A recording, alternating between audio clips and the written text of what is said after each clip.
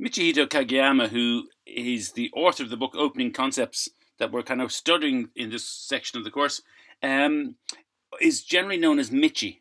And what Michi is, I suppose, most famous for in backgammon is some very colourful images and colourful um, names for different types of plays.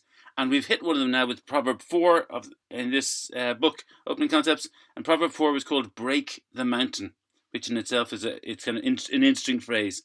And so I suppose before we get to that, we need to just look at, well, what is a stack? And it's a concept that I covered in the first preliminary video in this series about some backgammon terminology.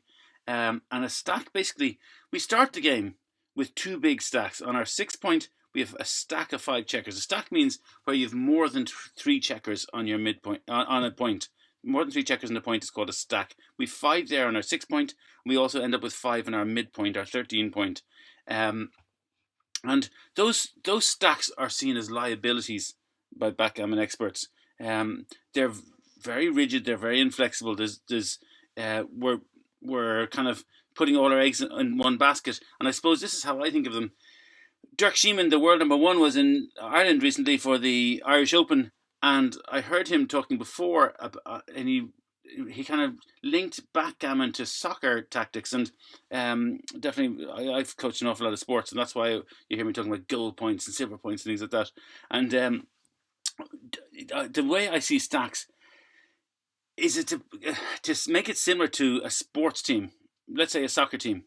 If you're coaching a soccer team and you put all your players down the left-hand side of the pitch, you might do well if all the play is on the left-hand side of the pitch. Well, then you're brilliantly positioned because all 11 of your players are there. However, the play might not be down the left-hand side. It might be up the middle. It might be down the right. It might be over the top. And to be honest, your opponent is going to see you down the left-hand side and try and avoid you. And it's exactly the same with in backgammon with our stacks. If we have a large stack of checkers, we're very restricted. We're not using them to where we could. We need to spread our checkers out a bit more. So those two big stacks we have at the start, we're trying to spread them out. It's they're not there as a good thing, a nice big tall tower that we can admire. Mark Olson in Backgammon Galaxy refers to them as candlesticks. We don't want big candlesticks. We want lower numbers and more numbers, and we want to try and spread them out as quick as we can. One of the other great backgammon experts, Bill Roberti, I had this plan that I was going to study Michi's book and do it alongside Bill Roberti's book. But Bill Roberti's 3 books, he has 3 books about how to play the opening in backgammon. But to be honest, I'm enjoying Roberti's books so much, and there's just so much to them that I haven't got my head around them all. They're an absolute trove of knowledge. So what I'm doing instead is just doing the Michi books first, and then we'll get on to Bill Roberti's books afterwards, because they just merging them is just impossible. But Bill Roberti has a terrific phrase about stacks. In he's 3 books in the series. In the 3rd book, he looks a little bit about stacking checkers, and he has a great phrase. He says, "Stacking your checkers. It's the backgammon equivalent of farting at an elegant dinner party," and that in itself is a very colourful term, but it's a good way to think of it in terms of, it's beginners get sneered at because they're seen, there's kind of like feature of backgammon that when you start as a beginner, you love safety, you gravitate towards safety, so you don't mind about stacking your checkers because those big stacks of checkers are all so safe. But in the long term, you've lost flexibility and you will struggle with them. So there are times, Dirk Sheeman, who I mentioned there, he did a great seminar about ugly plays. You can find it on YouTube. And he says there are times, look, stacking is the thing to do. But in general, our best bet, and particularly for people who are beginners, is to think of it as the equivalent of farting at an elegant dinner party. So here's the example that Michi gives. He only gives one example in the Opening Concepts book, but let's just look at it. The 4-3. If you look up on the top left quadrant on our 13 point, we actually have 6 white checkers there. I don't know if you can see it. We have the 5, and then between the 1 and the 2 checker, there's another one bouncing on top. And with the 4 and the 3, the typical beginner move is to bring one of those checkers down with a 4, and then, because it's nice and safe, if you move it on 3, you'll land on our 6 point. And now I don't know if you can see our 6 point now went from having 5 checkers on it to having 6 checkers on it. yeah, you're not getting hit this go. But compare that position. Look at Black's position at the top of the board. Black has got a lovely ownership of many points, lots of options, and the single white checker there is very vulnerable.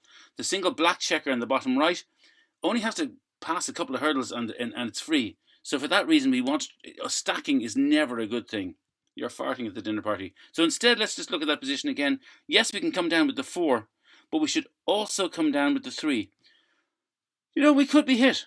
These things happen. But if we don't get hit, we've lovely flexibility to be able to progress in the future rounds or future goes. We'll be much stronger for having that bit of flexibility and for avoiding stacking the checkers. And if you can see that 13 to 6, remember in XG, anything in red is a blunder. The only right move to do is to come take 2 checkers down from your 13 point, 1 to the 10, 1 to the 9, and don't play the 13 to 6 as you might be tempted to do.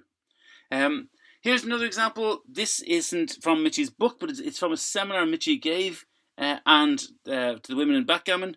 And this time how you would play a 4 and a 2. As always with all my videos, we're bearing into the bottom right. Well, the 4, you can't play off the bar. You have a checker on the bar there, single white checker on the bar. So it has to come off first. You can't play the 4 because the 4 point is blocked. So in other words, you have to come down with the 2. But where do you play the 4? And you might say, well, look, should we slot our own 4 point? If we get lucky next go, we might make that. But that would be a mistake. Think about it. We're so keen to unstack. Again, look at our 13 point in the top left. We've 6 white checkers there, and we really need to get less than 6 there, so we bring one down, and that's where I suppose we take your chances not being hit in that position instead. And again, next you would say that moving in, I wanted to move from the 8 point to the 4 point is a blunder in red. Interesting, the second best position would be you come into the 2 and then you move one of your 6 checkers on your 6 point forward. Now, we don't like doing that in backgammon. We don't like putting a checker too deep, too far forward, too early, because it tends to get out of use. But it's still better than playing 8 to 4, and the reason is at least we're unstacking our 6 point. We're not unstacking the 13 points, which is the priority, but at least we're unstacking something. So that's why it's the second best move. Gary Koscielny, who you've heard me talk about before, Sunny Florida Backgammon Club lessons, and the Sunny Florida Backgammon Club, they kind of came up with a kind of a sort of a procedure of, in the opening game, you have kind of certain priorities. First priority is, can you hit? Can you hit one of your opponent's checkers in the first place? If you can, it's usually right to do that. If you can't hit, can you make a good point? Usually a point on your home board or your bar point. Can you make a good point? If you can't do that, well, you'll see there's 2 number 3s there, and that's deliberate because it'll depend on circumstances. You might like to make an outfield point, or you might say, well, look, we're going to try and fight for a good point in our home board by hitting loose. So they're your usual priorities when you're kind of in the opening: hitting, making good points, fighting for good points. But if there are times you can't do any of that, and so then the fourth priority is, can you unstack a heavily stacked point? And so just to emphasize again, it's not, and there's a couple of more slides coming up that'll add to this, it's not that you are rushing to unstack, but if there's no other good things to do, unstacking is a useful thing to do. And this slide is directly from Mitchie's seminar, and slight misprint there. They are the main activities in backgammon. He means these are the main activities in backgammon. You're trying to make a point, you're trying to hit a blot, and you're trying to run your backmen. They're the big 3, he says, which is kind of equivalent to what the Sunny Florida Backgammon Club had said as well. He said, but now unstacking is the 4th important concept in backgammon. So that if you can't do one of the big 3, you're going to now have another tactic you can use. And I suppose that's it. It's not that you're rushing into unstacking anywhere. You're just saying, well, look, can I make a point? Can I hit a blot? Can I run or move my back men? But failing that, if nothing else I can do, well, look, unstacking is a very good thing to be doing. And I suppose on the other side of that is stacking up more checkers is a very bad thing to be doing. So you're trying to avoid stacking up higher checkers. Now, in those preliminary videos, you may also remember that I might have quoted another backgammon expert, Albert Stegg. Albert Stegg became a kind of focused on the opening and has become the kind of one of the world's top experts in the opening and backgammoning. And here's a 4-point thing that I mentioned to you before. Number 1, blots want hitting. Number 2, points want making. Number 3, stragglers want splitting. And number 4, stacks want unstacking. And if you look at what Mitchie is doing, look at Albert Stegg. Number 1, blots want hitting. In red there, you'll see that hit a blot is what Mitchie is saying. Number 2 from Albert Stegg is points want making. Look at the top in blue there, make a point. Number 3, stragglers want splitting. And by that, Albert Stegg means you take your back 2 checkers, you want to split them and get them moving. And you'll see Mitchie has it there in green, run your back men. It's simple as that, just get your back men split and moving. And then finally, and Albert Stegg was at pains to point out that this is in order of priority. So hit the blot. Number 1 is more important than number 2, which is more important than number 3. But number 4, stacks want unstacking. And this is what Mitchie is now saying, is we cannot do any of the main activities. Unstacking is the objective we're aiming for. So finally, just a couple of, not finally, I have a test yourself question, and then I want to show you one other thing from Sunny Florida Backgammon Club. The test yourself question is you have rolled a 3 and a 1. The 1 has to come off. You've got a checker on the bar, so you have to play the 1 to get that checker off the bar. How do you play the 3? If you want to pause, and taking it that you've now won pause, you could be forgiven for saying, well, look, let's slot our 5-point. Is it a good point to have? No, remember what the order of priority is. There's nothing in that on those 4 priorities about slotting good points. You can try and fight for a good point, but instead we'll put that back there. With nothing else better to do, we should unstack. So look at the top left, the 5 checkers on our 13-point. We bring one of them down and just get started stacking.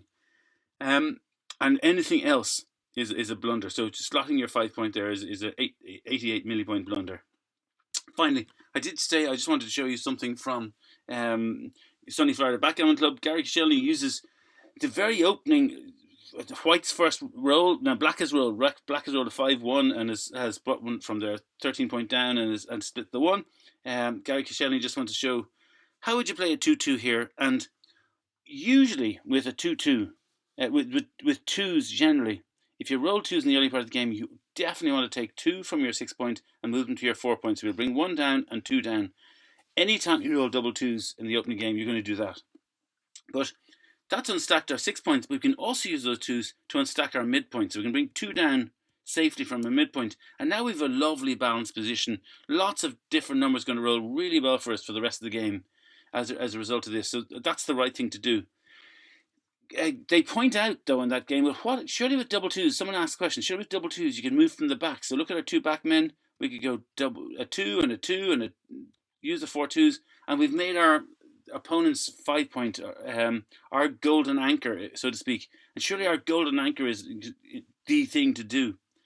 But Gary takes this example. It's a very good example of something that also I mentioned in the first video about backgammon terminology, which is basically to say that if you can do 2 good things, it's usually better to do that in the opening than 1 amazing thing. So making our opponent's golden anchor is an amazing position. It's very strong. It's good. So we've achieved 1 amazing thing. But by using the double 2s as we're meant to, we actually achieve 4 good things. So we unstack our 6-point. We make our 4-point, our silver point, which is good. Number 3, we can unstack our midpoint. And number 4, we can make a good outfield point. So we've achieved 4 good things rather than just 1 amazing thing. So for that reason, this is the correct thing to do. And in fact, if you look down, it's only the 4th possible choice. Moving from the 24-point at the back to the 20-point with 2 of the checkers is a big blunder, and only the 4th best choice. We really want to. It's a handy thing to know that when you roll double 2s at the start, you're always going to be bringing 2 down for the 6-point, and nearly always, unless there's a really good other thing to do, you're going to bring 2 down from the 13-point as well. So that's it for unstacking. I never really explained that what Mitchie means. He sees 5 checkers as a mountain of checkers. So what he means by break the mountain is break the big mountain of checkers, unstack them. And I said you'll get used to, if you get into backgammon, you'll get used to Mitchie's colourful phrases and proverbs and things. But what he means by break the mountain is just don't have a big mountain of checkers. Break that by unstacking, and you're always going to be in a far better position.